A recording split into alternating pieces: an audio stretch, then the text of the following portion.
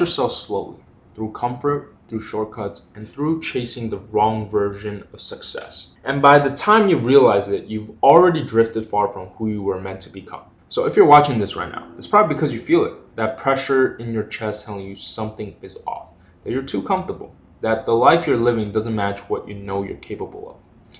And there's a verse that says, "Put off your old self, which belongs to your former manner of life and is corrupt through deceitful desires, and put on a new self, created after the likeness of God in true righteousness and holiness."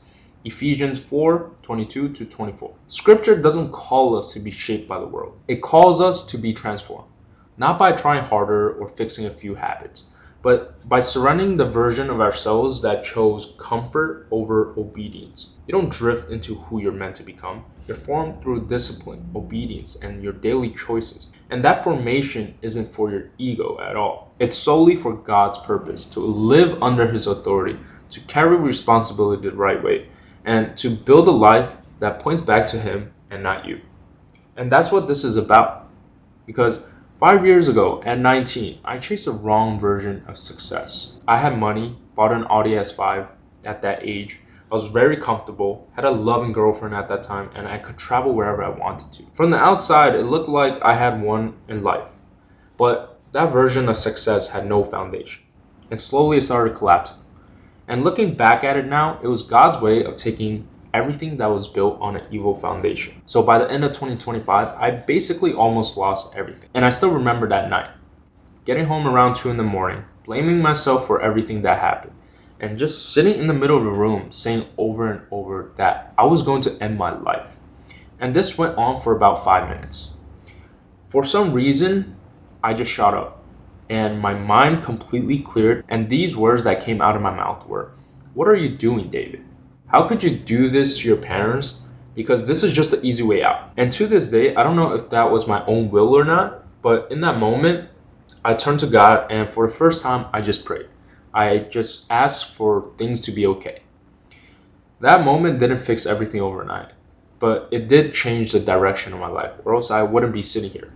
And I want to share this not because I want to share this past or story, but it's about what came out of it and what I learned. A life without good morals collapses, and a man without discipline breaks under pressure, and faith without obedience has no meaning. Because right now we live in very weak times. There's so much lust, so much substances are easy to get. Money feels easier than ever to make online, and people just sin so easily. There's so much access to bad. I was one of them. Actually, I still am one of them. I avoided responsibility, indulged, chose comfort over formation. And I paid the ultimate price for it. To fight this, I created Ferreus Indomitus, a way of holding myself to a higher standard. And forgive me if I butchered the pronunciation, it's in Latin, but Ferreus means iron and Indomitus means unconquered. Together, it means forged in iron, unconquered in will. For the last month, I was searching for purpose, and a few days ago, this word popped up, and I just made it somehow. And the phrase kept coming back in my head over and over again.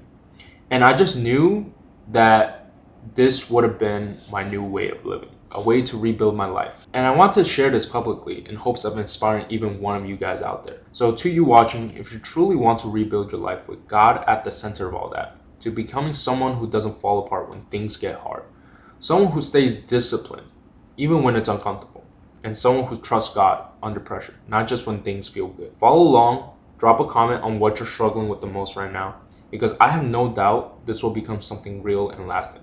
Not because of me, but because of the standard behind it.